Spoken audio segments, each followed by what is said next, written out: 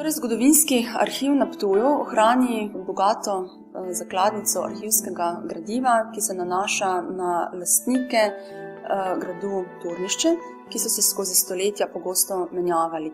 No, lahko rečem, da je najbogatejša zbirka ravno to fotografsko gradivo zadnjih lastnikov gradu, družine Lipit.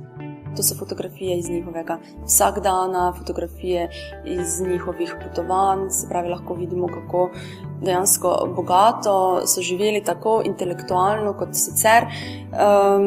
Naprimer, fotografije nam tudi kažejo, da so vsakodnevno prebirali časopise, bili naročeni tudi na časopis Times in Avtomagazin in seveda tudi hranimo zelo zanimiv dnevnik zadnjega lastnika, gospoda Lipita, katerega so ob koncu druge svetovne vojne prepeljali v koncentracijsko taborišče.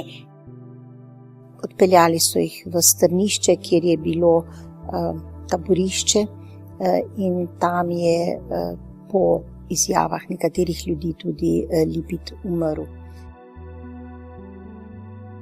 To so pa zgodbe, ki je težko preveriti, ampak če ljudje govorijo leta in leta, da so ga ubili na njive z motikami, da so ga zakopali, da nihče ne ve, kje je in da pač so ga imeli pripetega na ketnik od psa.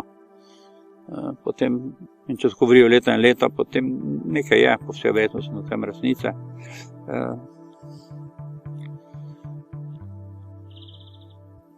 Tragedija pravzaprav.